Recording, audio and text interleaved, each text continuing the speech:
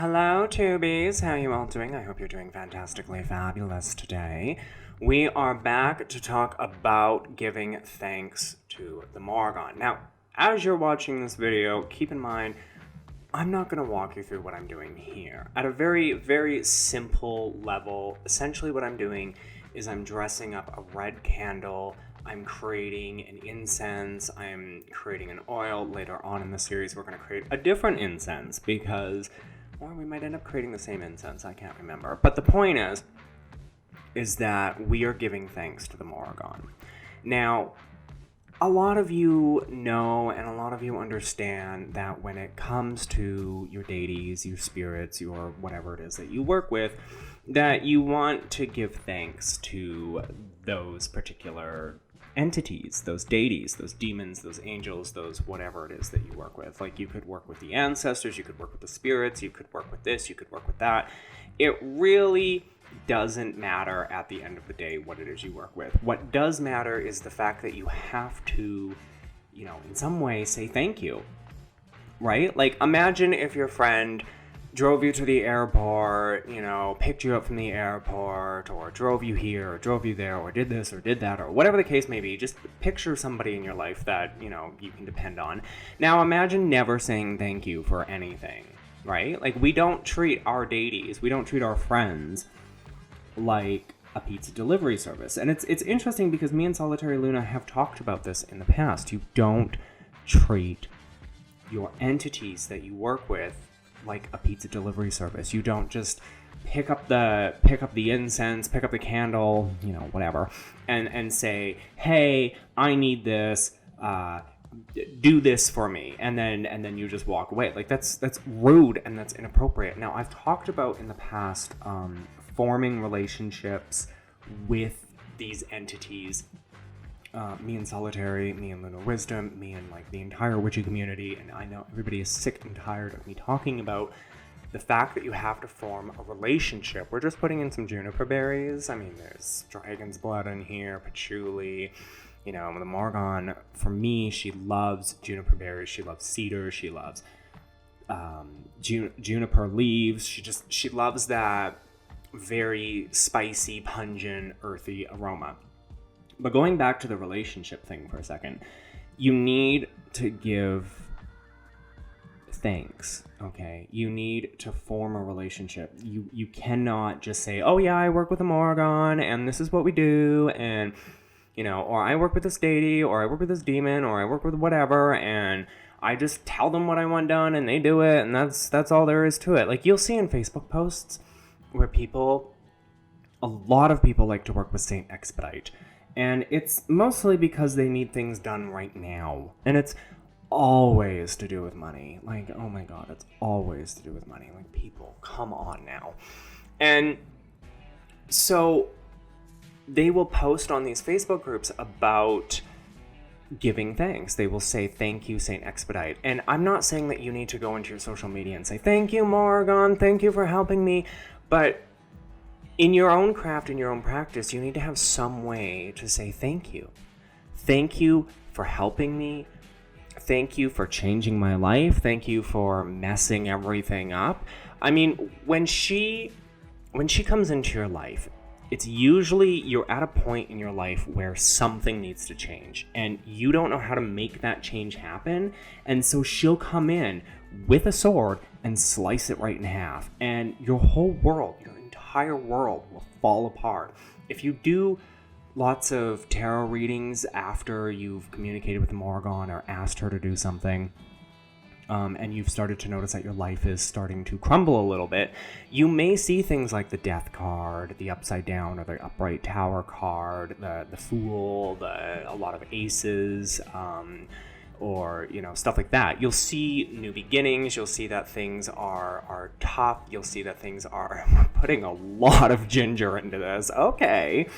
But you'll see that things are just really changing. There's a lot of change. And I have talked with many a witch who are like, oh yeah, this is changing and that's happening, and the Morrigan came in and I had to move to a different state, and she just destroyed everything and so on and so forth. And I remember one of my friends, I won't say who, but one of my friends moved from one state to the other state, and she had described it to me as if, she had all these things that she was holding on to in this one state, and she didn't know specifically how to let go of that stuff. And so she kind of explained it to me where it just felt like somebody just came in and just said, nope, slice the cord and off you go. And the Morrigan's really great for that. The Morrigan is really great for pushing you, and she will burn bridges, she will cut cords, she will do anything she needs to get you to where you need to be, and you won't understand it. You will not understand what is happening. All you will see is that things are changing, and in some cases they will change rapidly. It really depends upon the situation. So for example, with I love talking about this all the time because it's a perfect example. With my financial situation in late 2018, early 2019, she ripped it all apart. Right? Like, she just completely changed everything. And it happened rather fast because I needed stability.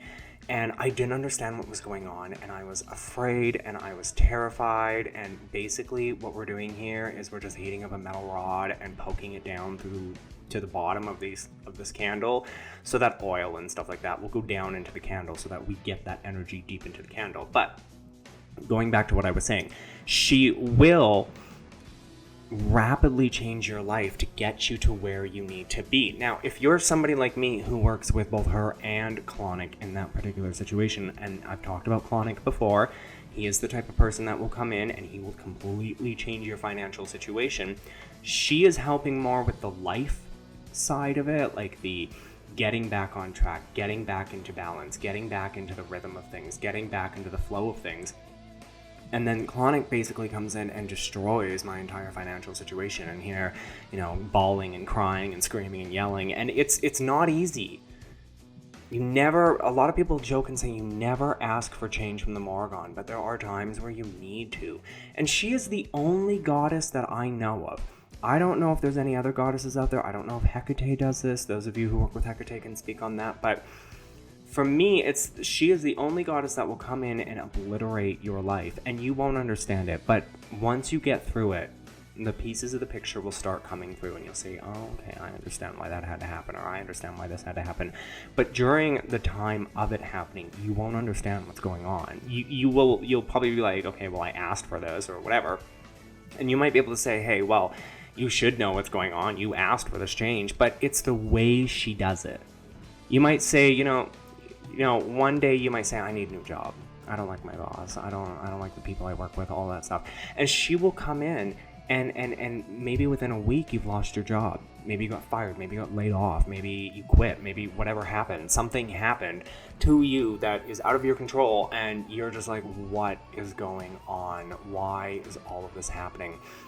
She likes chaos. It's not that she creates it for fun.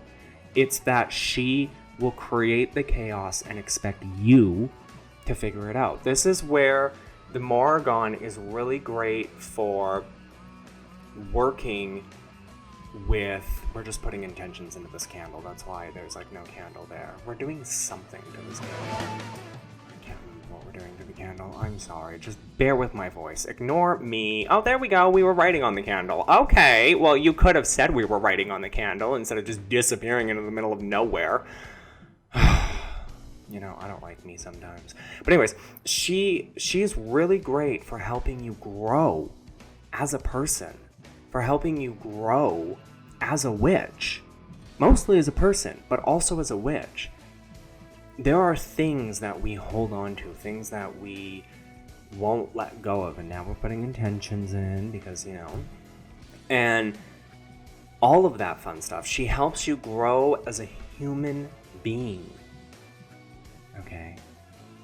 And that's where you need to give thanks. And it's hard to give thanks to somebody who just came into your life and destroyed everything, even though you did ask for it. You may have asked for change, but you didn't expect change to happen this way. And this is where we give thanks. So essentially what I'm doing in this video is I've made an incense, I've got a red candle. She loves red candles. I don't know if she'll like red candles from you, but she loves them from me. This is one of those crappy dollar store candles that, you know, they don't burn very well, but it's not about how the candle burns. It's the thought that counts, essentially. It's the thank you for helping me. It's the thank you for destroying my life. It's the thank you for putting me back on track. It's the thank you for everything that you have done. I appreciate you, and all of that fun stuff. Okay? So that's basically what I wanted to say in this particular video. Make sure that you give thanks to her. Okay? Love you.